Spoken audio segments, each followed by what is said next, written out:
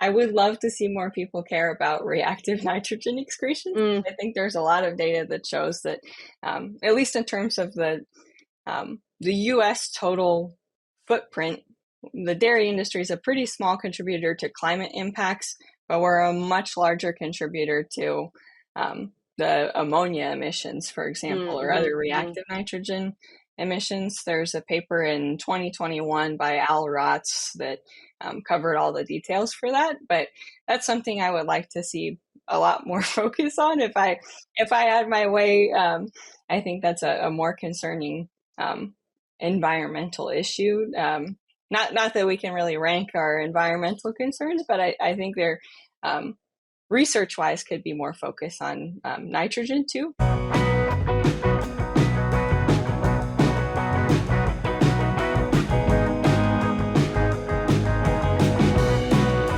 All right, welcome everybody to this episode of the Dairy Podcast Show. I'm your host for today, Gail Carpenter, the State Dairy Extension Specialist at Iowa State University.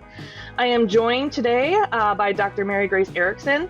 She is a postdoctoral associate in bioproducts and biosystems engineering at the University of Minnesota. MaryGrace got her bachelor's and master's at Purdue University. She finished her master's degree in 2019.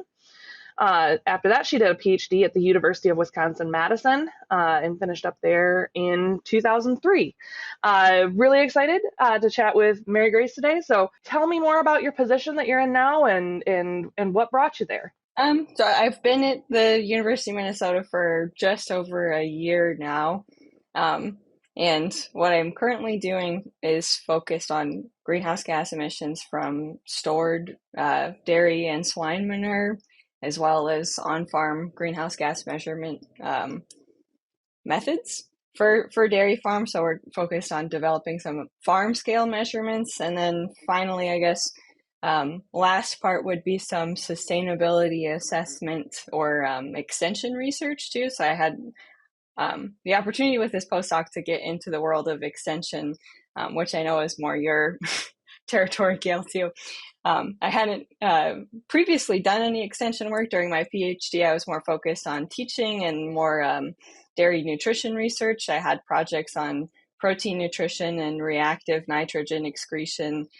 So kind of the protein nutrition, productivity, environmental output interplay, what I'd say my PhD projects were focused on, as well as undergrad education. You probably know my PhD mentor, Michelle Watio, too, is also very education focused. So kind of have had some blend of interests in social and natural science. Yeah, Michelle's actually been a guest on this show, I believe. So okay. I say that, and I'm 90% sure. I feel like I talk to Michelle very often. So I'm pretty sure I have talked to him in this context, though, as well. But I love, well, first of all, before I ask you questions, can we agree that extension people have more fun? I think I'm learning that through the postdoc that you do get to see a lot of interesting and different things just by being out and about more. I think people, or I didn't necessarily realize with teaching how much it holds you down to campus versus extension. Yep. I've been able to just see a lot more different situations and people, places, things. So it may be fun in that regard. It keeps it exciting. Yeah. Mm-hmm. And it keeps you current too. And I think that's always, you don't get stuck in your ivory tower if you're doing extension stuff. Not that I have anything against people who don't do extension, but it's a fun role when you get to do stuff with producers too. Unlike traditional vitamin D3, which requires metabolic conversion in the liver and kidneys before becoming bioavailable, 25-hydroxy-D3 bypasses the first step, allowing for faster absorption and improved efficiency. High D from DSM Firmenich optimizes vitamin D levels to increase milk yield, enhance calcium to phosphorus ratio, and strengthen immunity. Learn more at dsm-firmenich.com/hy-d.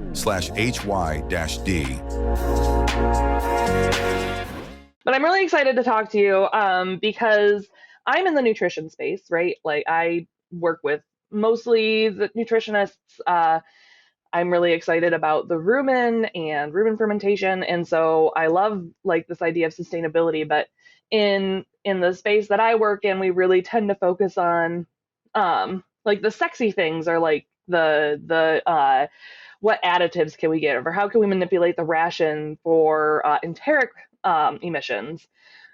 And not that enteric emissions aren't important, but there's this huge like chunk of sustainability that's the rest of the farm, right? And that's one of the drums I've been beating a lot, is that you have to think about the whole system and not just about what goes on in the rumen. So what is the distinction between nutrition and nutritional management? So I think you bring up a good point about like the animal level versus farm level. And I don't know if this is too much of a conceptual thing to get stuck on or hung up on, but like to me, I think we all look up to the nutrition work that was done in the early 20th century, back when they were just discovering vitamins and discovering nutrients and figuring out requirements. And like, it kind of blows my mind to think that there was a time when we didn't know some of that stuff.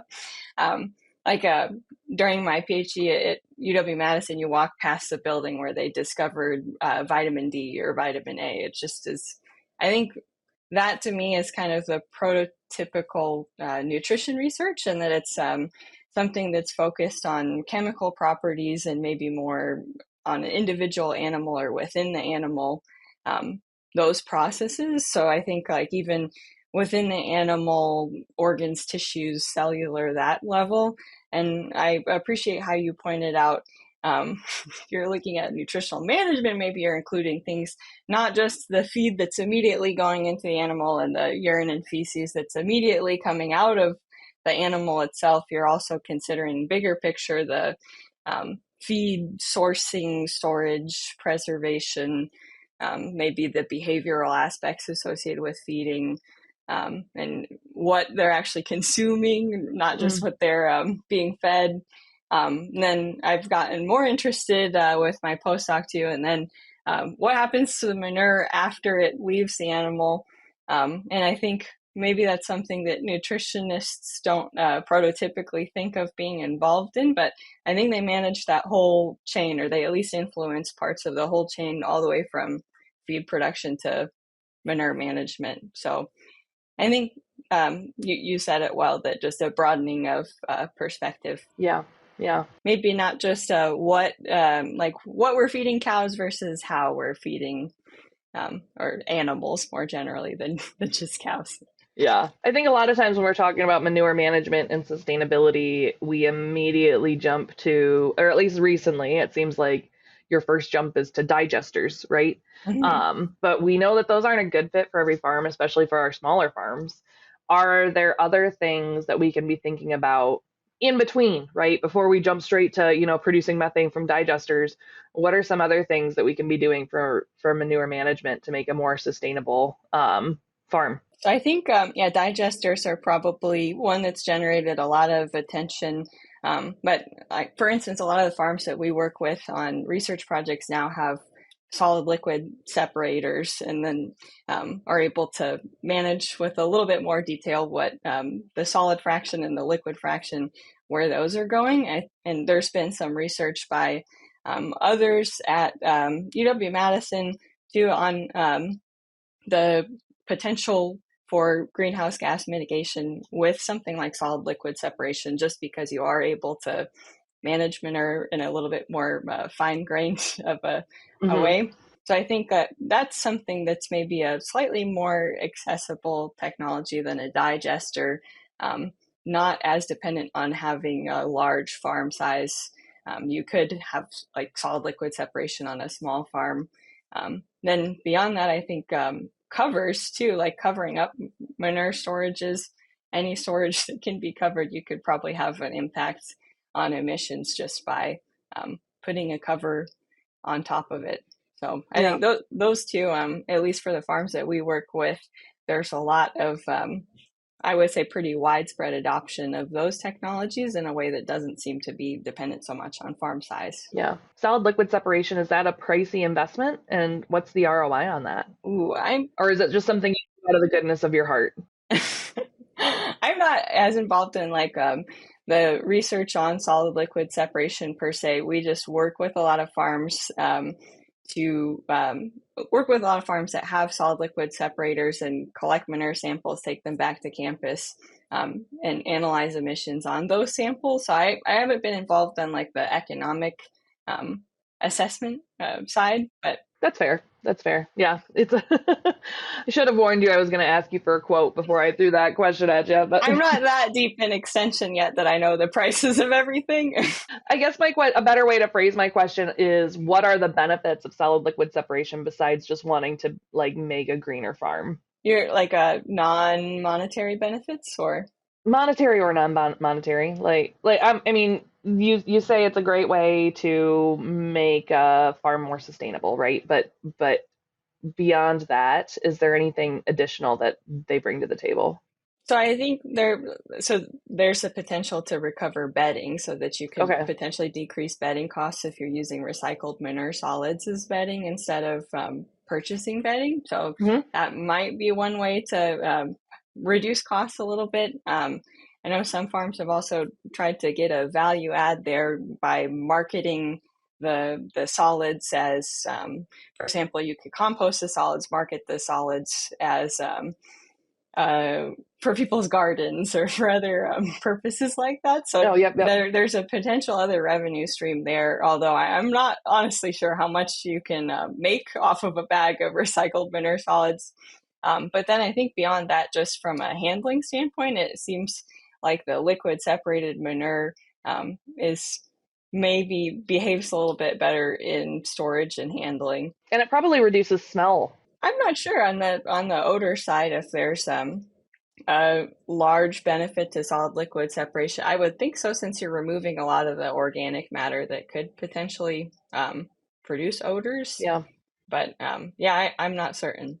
Sounds like we have another project for you then. How does how we feed cows impact the manure side? I know you've done some work in like nitrogen and nitrogen cycling.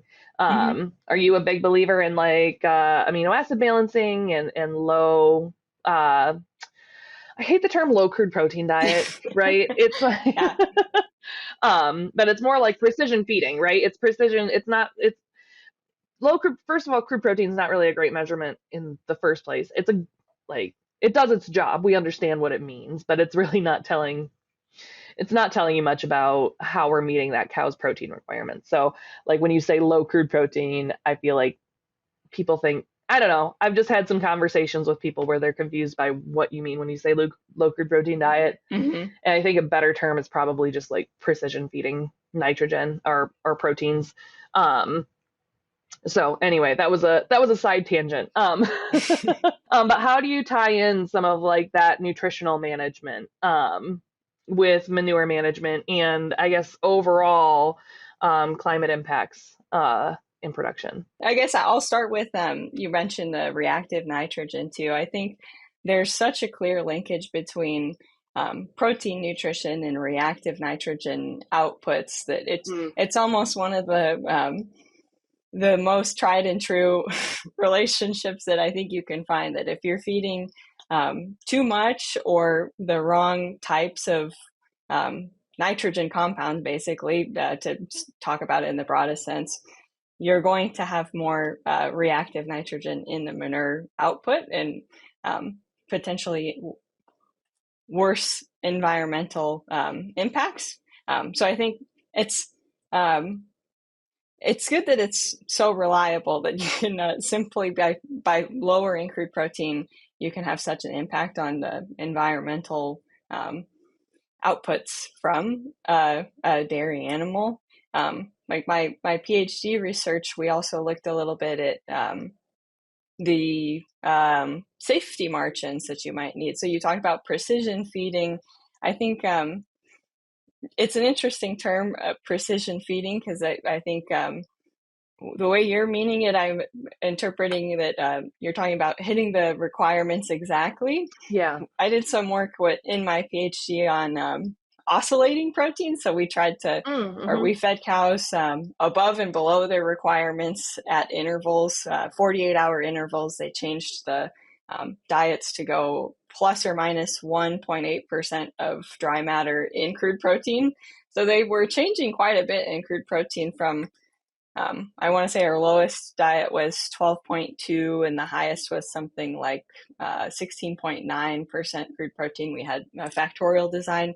So even with all that change day to day in crude protein, the cows seem to cope with it. They seem to be pretty resilient to it. So like productivity was similar, enteric methane emissions were similar across the time varying and the static treatments.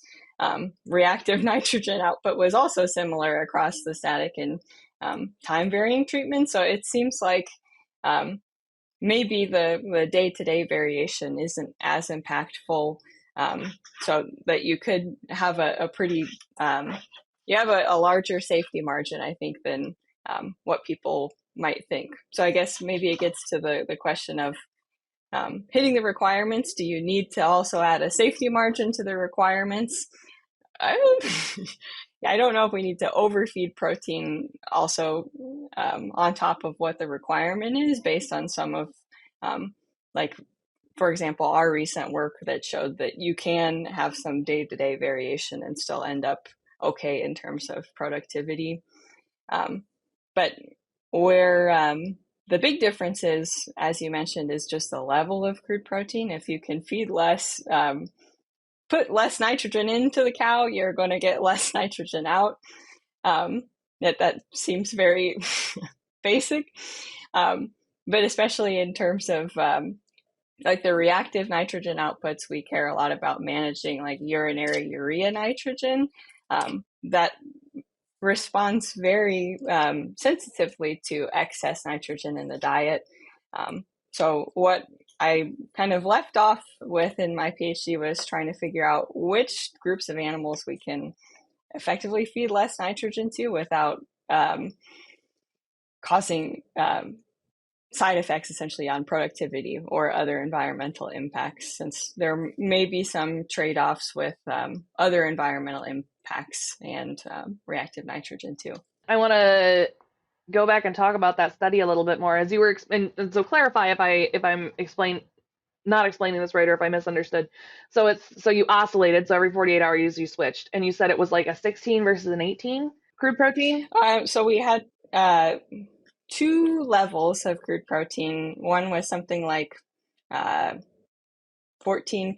and the other was something like 16%. And then those were kind of like the oscillating treatment was plus or minus 1.8% around either of those two levels. So it's a factorial design, 2 levels and 2 patterns of crude protein feeding. So we got the effect of both the level and then whether or not it was varying over time, the oscillating or not. Okay. That's a bit complex. Did you see differences between 14 and 16 then? Yes. So there's a huge difference in nitrogen use efficiency in that the cows fed the lower crude protein were much more nitrogen efficient. They had similar productivity, but they just excreted less urinary nitrogen. So That's the worst case scenario. If you're feeding more nitrogen and it's just all going out in urine, then not really any benefit to feeding protein that way. So you did see differences between protein level, but you didn't see any interactions with oscillating or not oscillating. Is that right? Yeah. So I think the implication is that we wanted to test the 2 protein levels, one that was close to what the expected requirement was, and then one that was just below or like really kind of marginally meeting requirements, something that's almost efficient. And we thought that maybe the cows would be more sensitive to the variation over time when they were fed at a slight deficiency in metabolizable protein, but that doesn't appear to be the case, at least based on that experiment, which given we had 16 cows, so I don't know if it applies in real world settings. I suppose you have more potential complications associated with like managing animals in a group setting versus we fed cows individually, obviously in a research setting. So maybe cows out in the wild would, if you have that much day-to-day variation, maybe they'd experience it more because they would have factors like the bunk competition or things like that would exacerbate the day-to-day changes. Well, I mean, I don't want to go too far out on a limb here. This is more conjecture, right? But if you listen to Normand St. Pierre's talk at ADSA this summer, like he kind of said, like cows might be more resilient than we think, right? Like, because he did a lot of work on variation as well. And I think that I kind of picture it, and as like the rumen maybe provides some of that buffer. Mm-hmm. Because it's its own kind of ecosystem, right? And so it's adapting while the cow's adapting, right? So I wonder how much that, I think that's really fascinating to think about, like how those things interact with each other. Yeah. Well, I think that you bring up a good point, and that's kind of why we picked 48 hours for the time interval, because we were guessing that's about the retention time of digesta in the animal. So maybe you have a certain window of time that you can have ups and downs, but it's possible that if you hit 4 days or 5 days with a really low dip in crude protein, maybe that's when they start to have production ramifications. So I think there's still a lot of interesting questions about variation in feeding. Yeah. So, and I guess there's been a paper too in Journal of Dairy Science last year. Dr. Kelly Nichols, who's at UC Davis now, had something on oscillating protein too, where they did show there was a slight benefit, I think only numerically, not statistically, a benefit to feeding static protein versus oscillating. So I think, to me, the jury's still out on how much we need to care about the day-to-day variation, or what types of variation are dangerous versus what is fine. Like you said, what can the buffer of the rumen just cruise us right past? I think it's one of those things where we have a lot of assumptions, and our assumptions didn't necessarily come from data. And so I think it's important, like some of that research and some of the stuff you talked about with Kelly, making sure that we're like, okay, let's check our assumptions. Let's see if like how this actually does work. So it's certainly an area to kind of keep an eye on. Yeah, as I've gotten more into the extension side recently, it's made me wonder, as you just mentioned, about what practices are actually being done and why. I think that'd be a really interesting foray for a future project. You'll look at, like, how are people actually setting safety margins? Is it based on, how many nutrient analyses are they running, or how often are they reformulating? Stuff like that, I think, hasn't necessarily been described a lot. I guess that's why I would call that part of nutritional management, and not so much on the nutrition side. So I think there's still a lot of research questions, and probably a lot of very intensive calculations you could do to try and figure out what's optimal for a given farm. Right. Certainly a really interesting question. Priority IAC, the only company bringing the fields of microbiology and nutrition together, and the first ingredient in animal diets. Priority provides a more cost-effective and easier approach to nutrition. We recognize that not all bacteria are created equal. The specific strain truly matters. Priority IAC selects unique strains to provide the best performance in animals, and that's why we call these strains smart bacteria. Founded by Richard Brunig, helping to improve animal health one herd at a time. I guess let's take a big step back. We spent a lot of time talking about greenhouse gas emissions. And in general, when we're talking about sustainability stuff, we talk about greenhouse gas emissions. They're the sexy thing, right? But what else besides greenhouse gases? What other aspects of sustainability can be influenced by a farm's nutrition program? The way I try to approach this with teaching sometimes too is that, so you've got climate change, that's only one little part of the environmental sustainability picture. And then you have beyond environmental sustainability, there's the other layers of sustainability. Potentially, if you're using that 3 pillars model, you could think about also social and economic sustainability. There's a variety of alternatives to the 3 pillars model, but that's maybe widest known way of thinking about things beyond just the environment with respect to sustainability. So when it comes to nutrition, I think it's important to remember, like we started to discuss earlier, that nutritionists are orchestrating some really large flows of nutrients. So there's the whole crop to animal to crop cycle that the nutritionists are intervening in by selecting feeds that go into the diet and determining how they're used, and then potentially how those feeds end up in manure that's then reapplied to the crops too, or something else is done with it. So yeah, I think that there's impacts on like the most closely related impacts for nutritionists to be concerned with, in addition to climate, I think would be air and water quality. And I think that a lot relates to the reactive nitrogen outputs, but also there's a variety of other nutrients too that we could be concerned with if we really, I think any nutrient in too large of a quantity could be an environmental concern. So I would hope to see in the future maybe more focus on the entire nutrient cycle and how farms are interacting with the environment that surrounds them. Yeah, that's really, I feel like we just keep kind of getting bigger and bigger. And I think that is good, because I think a lot of times we, at the, like, what ever field you're in, right? People really love focusing on their thing. That's scientists, right? Like, you get really passionate about this very small thing and you focus on it and you spend a PhD working on it and you learn more and more about it, right?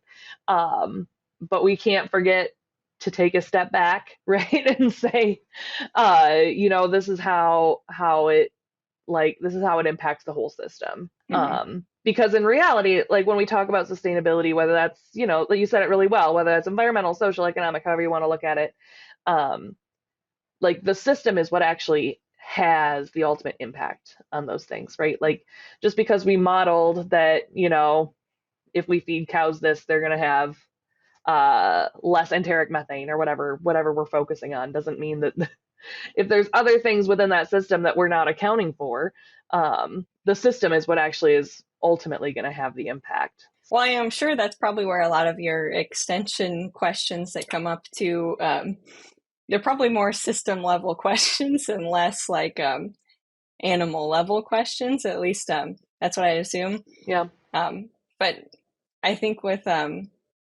hopefully in the future we'll see more nutritionists or that, like, the nutrition oriented people getting more involved in environmental sustainability questions, just because I know that's like the joke that nutritionists already do all the troubleshooting there is to do on a farm. But I think that it's a really natural extension to think about nutritionists getting involved in environmental sustainability work, especially just because there's so many connections between those two. And I guess with respect to the climate footprint, it is, I don't know, I feel kind of optimistic that the dairy industry, I think, is doing a lot of leadership in trying to reduce the climate footprint of production. So yeah, hopefully we can get nutritionists on board with not just the enteric emissions that everybody seems to be excited about, but also the other aspects of feed production and manure management impacts that they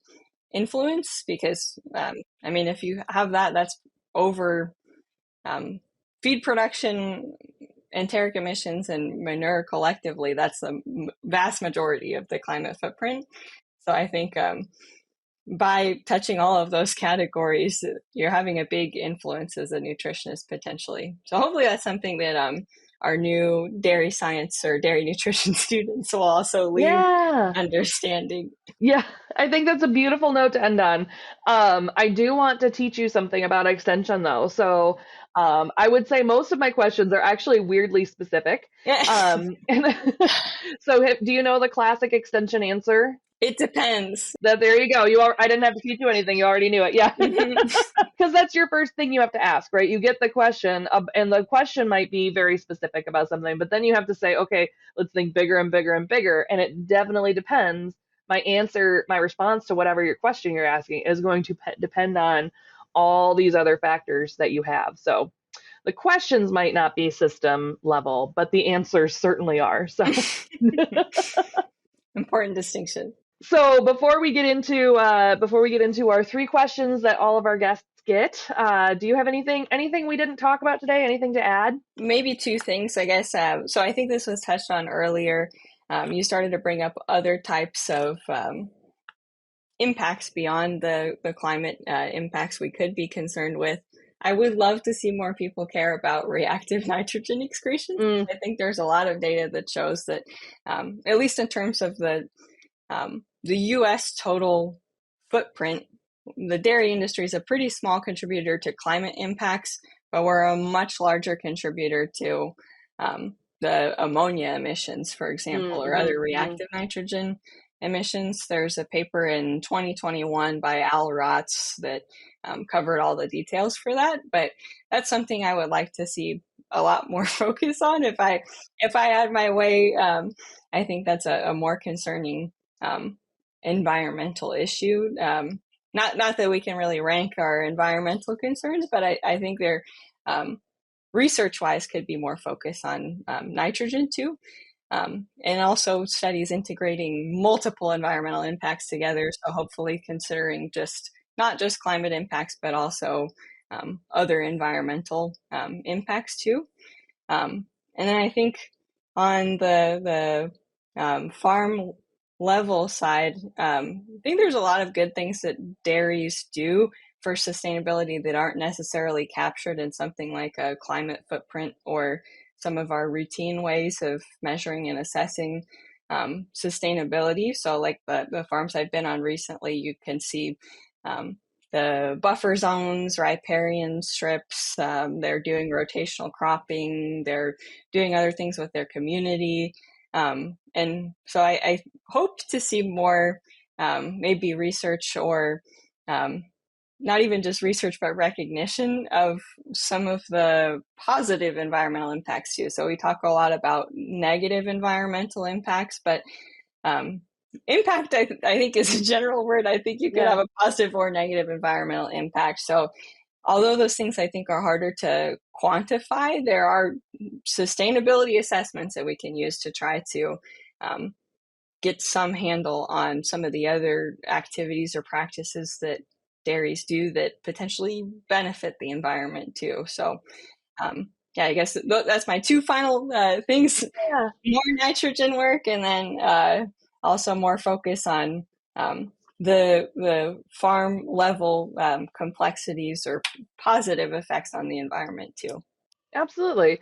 I also love that you mentioned community in there too. I think we tend to, in our spaces, kind of think of dairy farmers as, they're making milk, right? They're doing their work, but as businesses, they're also community leaders and they're also employers, right? So the social impact of dairy production is also huge and very important.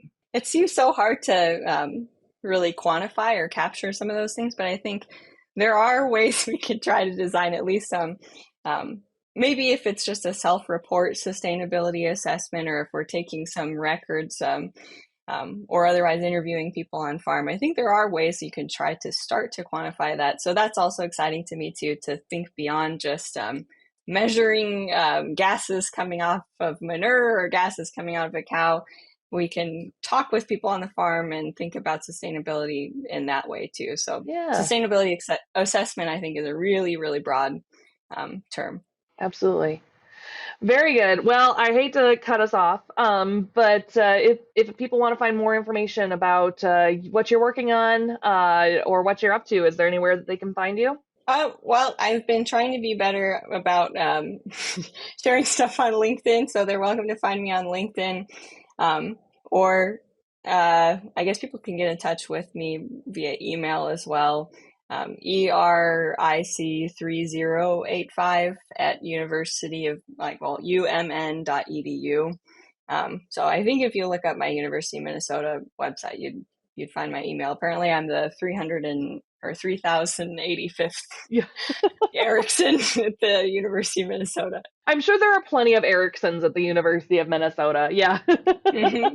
I love Minnesota. Is still one of those that, like, I feel like a lot of, like when I got here to Iowa State, I got to be able to pick my username, right? But it seems like Minnesota's still one that keeps doing like the first couple letters of your last name and just throw a bunch of numbers on the end. So Yep. yeah, Yep. I was there for my master's and I was Carpy, I think it was, I don't remember, 370 maybe or something like that. But Well, I'm glad it's not just me. Yep.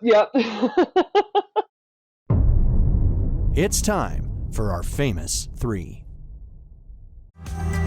Evonik is committed to help supply a growing world population with healthy and affordable animal protein while prioritizing animal welfare, the efficient use of natural resources, and food safety. Evonik's expertise in low-protein diets and supplemental amino acids help ruminant farmers around the globe to enhance feed efficiency, reduce costs, improve animal health, and lower greenhouse gas and nitrogen emissions. All right, well, let's get in then, and we'll ask you the three questions we ask all of our guests. So the first one is, what is your favorite dairy-related book or resource? I'm sure a lot of people will say this, but the NASEM book I think is fantastic. The nutrient requirements of dairy cattle, the 2021 version, and I have it right next to me too. You probably do as well. I was checking to see. I actually think I have it at my home office right now. 90% of the people on the show probably say that. So NASEM is a common one. Large Dairy Herd Management. Journal of Dairy Science. Yep. Large Dairy Herd Management's another one. And I do have that. The old one is, let's see where, right there on my shelf. Ah, okay. Yeah. Which is still a very good resource. Even the older version is still a very good resource, I think. Yeah. So I also have a plug related to that if anybody's using the NASEM book to teach, I have a lot of teaching resources that I made. Like during my PhD, I made a whole bunch of teaching resources surrounding the NASEM 2021 model. So I would love it if people want to get in touch with me about teaching with NASEM too, whether it's for undergrad or grad or extension purposes. Nice. Yeah, I'd love to. Maybe we'll follow up afterwards. So. All right. So second question is, what is your favorite non-dairy related book or resource? So I think the most impactful, I was trying to think about what's the most impactful book I've read that's more a life-changing type of thing. Right before I was getting into grad school, I read two books, Learning How to Learn and A Mind for Numbers. Are you familiar with either of those? I am not, no. So they're both books basically on how to learn and how people learn, but in a kind of mindset shifting way. I'm not sure if I just read it at the right time when I needed to or something, but both of those books I absolutely loved and have gone back to reread too. So I would recommend it, especially for maybe if it's somebody who's still trying to figure out the educational system. They have a lot of good tips too. All right. And the last question we always ask is, what sets successful dairy professionals apart from those who are not successful? I'm going to say optimism. I think that people who can find or take limited resources and make something better out of it are people I love to meet and work with. So I think maybe analogous to cows upcycling, I love to meet a person who's an upcycler too. I love that. I think, again, beautiful note to end on. All right. Well, MaryGrace, it was great. It was great chatting with you today, and looking forward to learning more about and seeing some of the stuff you're working on. Well, thank you so much.